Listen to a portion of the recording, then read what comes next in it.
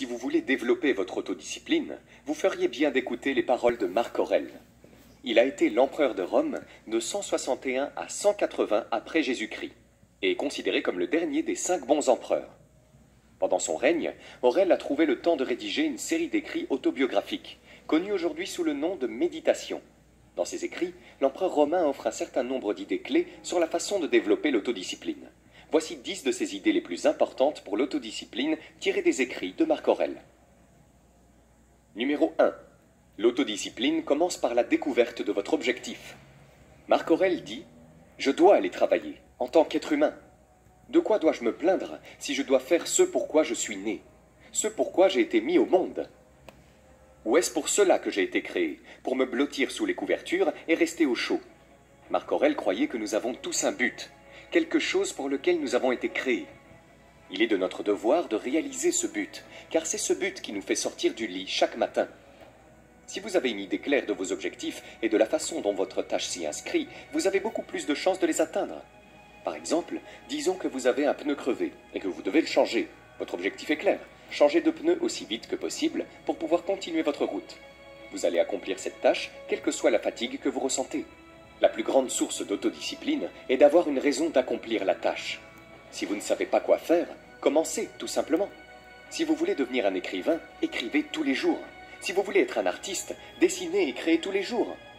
Pour tout ce que vous voulez faire, vous n'avez pas besoin de motivation, de recherche ou de conseils supplémentaires. Commencez simplement à pratiquer ce qui vous intéresse et abordez chaque jour comme il vient. Car c'est votre objectif qui vous donnera un désir interne, une impulsion et une motivation pour vous propulser vers votre but. L'autodiscipline consiste à trouver des raisons impérieuses de faire quelque chose, puis à s'engager à mener cette tâche ou cette activité jusqu'au bout. Numéro 2. Comptez sur vous-même. Selon Marc Aurèle, vous devez transformer votre désir en pierre, apaiser vos appétits, garder votre esprit centré sur lui-même. Une fois que vous avez un objectif solide, il est temps maintenant de construire un plan d'action pratique pour vous aider à atteindre votre but. Vous ne devez pas seulement vous engager à atteindre vos objectifs, mais aussi accomplir toutes les petites actions que vous entreprendrez en cours de route pour atteindre ces objectifs. Nous devons nous engager pleinement à faire tout ce qu'il faut pour accomplir le travail, quels que soient les obstacles à franchir. L'autodiscipline est la capacité de se forcer à agir, à faire ce que l'on doit faire, quel que soit son état physique, mental ou émotionnel. Tout ce que vous voulez dans votre vie, tout ce que vous voulez avoir, être et faire, dépend de votre capacité à prendre les mesures nécessaires pour atteindre vos objectifs, que vous en ayez envie ou non. Vous pouvez commencer par élaborer un plan d'action efficace qui comprend une date limite pour la réalisation de votre objectif. Ce plan doit également être construit sur la base de mini-étapes qui décomposent votre objectif en morceaux gérables. Les mini-étapes vous permettront de travailler à l'atteinte du résultat souhaité par petits morceaux et par bloc de temps. Cette tactique vous met à la place du conducteur. Elle vous donne un sentiment de contrôle sur les tâches et les projets sur lesquels vous travaillez. Ce que vous essayez d'éviter en fin de compte, c'est de succomber à l'accablement. L'accablement peut rapidement déboucher sur la procrastination, et la procrastination peut ensuite conduire à la stagnation. Et bien sûr, là où il y a stagnation, l'autodiscipline ne peut exister. Numéro 3. Soyez actif tous les jours. Marc Aurèle dit « Tu dois construire ta vie action par action et être satisfait si chacune d'elles atteint son but autant que possible, et personne ne peut t'en empêcher. » Même après avoir eu un objectif solide et un plan pratique, 95% d'entre nous ne parviennent pas à atteindre leurs objectifs. Nous échouons parce que nous ne sommes pas cohérents. Nous devons être actifs chaque jour et y mettre du nôtre. Le simple fait de se présenter et de s'immerger dans son métier fait des merveilles pour l'endurance mentale. On se concentre et on accepte le processus ardu qu'il faut suivre pour réaliser quelque chose de grand. Vous devez consacrer d'innombrables heures de travail avant d'en récolter les fruits. L'autodiscipline n'est rien d'autre que l'habitude de la constance. La motivation de faire quelque chose encore et encore, jusqu'à ce que vous le fassiez en pilote automatique et que vous commenciez à avoir des résultats. Ainsi, même si vous échouez une fois, par exemple, si vous n'avez pas fait de sport alors que vous savez que vous auriez dû, cela ne définit pas votre caractère. C'est votre capacité à persévérer qui fait de vous une personne disciplinée et forte. Un mauvais jour ne doit pas nécessairement devenir une mauvaise semaine. Une mauvaise semaine ne doit pas devenir une mauvaise année. Dès que vous vous réveillez, rappelez-vous que le nouveau jour est une nouvelle vie. Et allez de l'avant en ouvrant les yeux et en vous concentrant sur ce qui se trouve devant vous, c'est-à-dire la vie elle-même. Numéro 4. Pratiquez l'épreuve volontaire. Selon les mots de Marc Aurèle, nous devrions nous discipliner dans les petites choses et à partir de là progresser vers des choses de plus grande valeur. Si vous avez mal à la tête, entraînez-vous à ne pas jurer. Ne jurez pas chaque fois que vous avez mal aux oreilles. Et je ne dis pas que vous ne pouvez pas vous plaindre, mais ne vous plaignez pas de tout votre être. L'épreuve volontaire est l'une des façons dont nous pouvons développer notre autodiscipline. L'épreuve volontaire signifie se mettre constamment à l'épreuve. Et en rendant la vie inconfortable d'une manière ou d'une autre, nous nous endurcissons pour le jour où nous devrons la vivre pour de vrai. Une épreuve volontaire peut consister à sauter un repas et avoir faim pendant une nuit, à prendre une douche froide, à ne pas fumer, à dormir au sol, à laisser votre veste à la maison lorsque vous savez qu'il fait froid et qu'il pleut, ou à donner la moitié de vos vêtements à une association caritative. Vous pouvez choisir de vous passer des réseaux sociaux pendant quelques jours, ou de jeter votre téléphone intelligent dans le tiroir.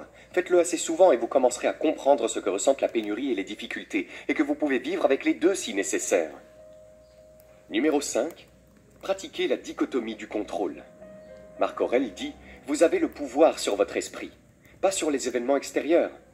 Prenez-en conscience et vous trouverez la force. » Être angoissé, être dérangé par de petites choses instantanément est terrible pour la discipline. Vous avez un objectif, vous travaillez, et puis les pensées et la détresse à propos de quelque chose d'externe, c'est-à-dire hors de votre contrôle, vous déraillent. La meilleure chose que vous puissiez faire dans ces circonstances est d'appliquer la dichotomie du contrôle d'Épictète. Rappelez à vous-même ce qui est sous votre contrôle et ce qui est hors de votre contrôle. Si vous acceptez ce qui est hors de votre contrôle, vous connaîtrez la tranquillité. Référez-vous à la formulation suivante la prochaine fois que vous serez en détresse et distrait. Avez-vous un problème dans votre vie? Non? Alors ne vous inquiétez pas. Oui? Pouvez-vous faire quelque chose à ce sujet? Oui? Alors ne vous inquiétez pas. Non? Alors ne vous inquiétez pas. Numéro 6. Ne jouez jamais la victime. Selon les mots de Marc Aurèle, faites votre travail sans vous plaindre. Avez-vous dit l'une de ces choses? Je suis né comme ça. Je n'ai jamais appris quelque chose de différent. Mes parents ont donné un très mauvais exemple. Tout le monde le fait. Qu'est-ce que c'est? Des excuses que les gens utilisent pour justifier de rester comme ils sont au lieu de s'efforcer de devenir meilleurs. Vous devez assumer vos responsabilités. La mentalité du « pourquoi moi » est l'ennemi de la force mentale.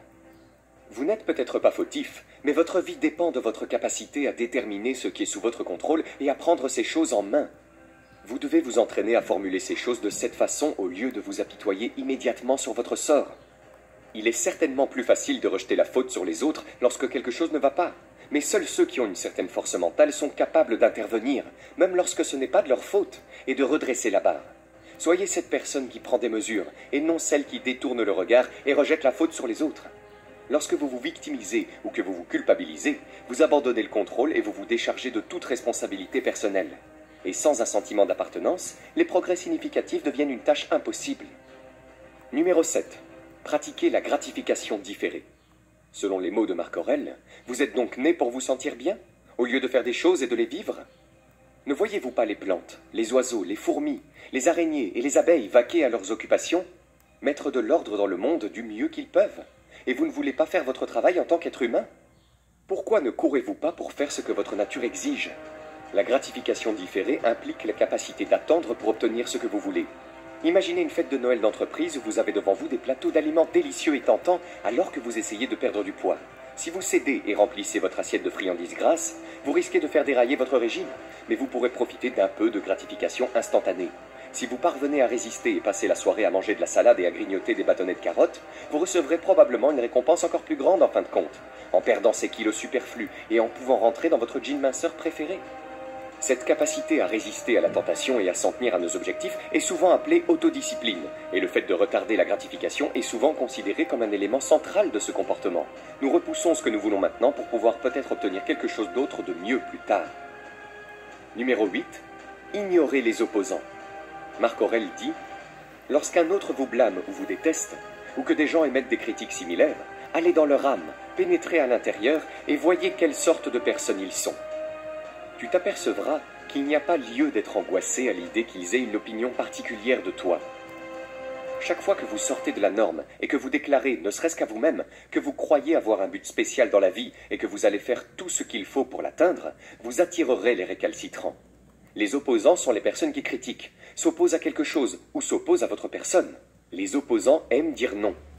Ils vous aiment peut-être, mais ils ont peur du progrès. Alors ils sont contre tout, et leurs opinions sont tout simplement terribles pour votre autodiscipline. Vous devez réaliser que vous permettre d'être contrarié par l'opinion de quelqu'un que vous ne connaissez pas ou que vous ne respectez pas est aussi stupide que de s'inquiéter de la météo. C'est un gaspillage d'énergie. Leur voix ne mérite pas d'être entendue.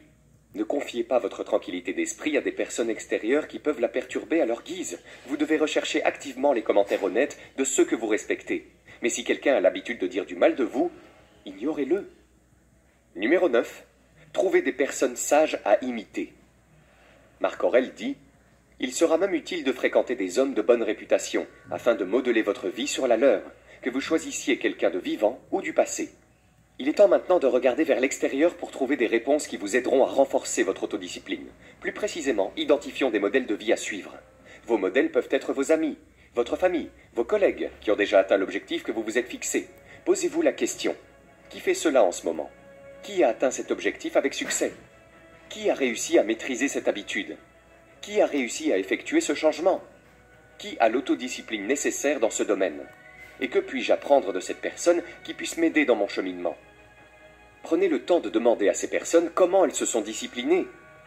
Demandez-leur comment elles ont mené à bien des actions spécifiques qui leur ont permis d'atteindre le résultat souhaité. Ensuite, utilisez leur expérience pour vous aider à vous discipliner tout au long de votre propre parcours. Numéro 10. Passez honnêtement en revue votre journée. Selon Marc Aurèle, voici les caractéristiques de l'âme rationnelle. Conscience de soi, examen de soi et détermination personnelle. Elle recueille sa propre récolte. Elle réussit dans son propre but. L'une des meilleures façons de devenir plus discipliné est de vous examiner minutieusement et de trouver vos points faibles. Soyez brutalement honnête et profitez de ce moment pour vous connecter à votre subconscient. Pratiquer régulièrement des rétrospections en soirée vous permettra de devenir plus conscient de vous-même à chaque étape de votre journée, car vous recueillerez activement des informations pour formuler et articuler des réponses constructives à ces questions. Demandez-vous, qu'est-ce que j'ai fait de bien aujourd'hui ? Où ma discipline et ma maîtrise de soi ont-elles été mises à l'épreuve? Où ai-je bien fait? Qu'est-ce que j'ai fait de mal? Pourquoi cela s'est-il produit? Et en outre, comment puis-je m'améliorer? Vous savez maintenant comment vous pouvez vous améliorer demain, mais ne vous culpabilisez pas. Faites comme Sénèque et pardonnez-vous. Ayez un peu d'autocompassion. Des études montrent que c'est le fait de se pardonner, et non de s'en vouloir, qui vous empêche de continuer à remettre les choses à plus tard. Et ne vous contentez pas de vous critiquer. Pensez à ce que vous avez fait de bien, afin de pouvoir le répéter demain. Soyez reconnaissant pour ce qui s'est bien passé aujourd'hui. Si vous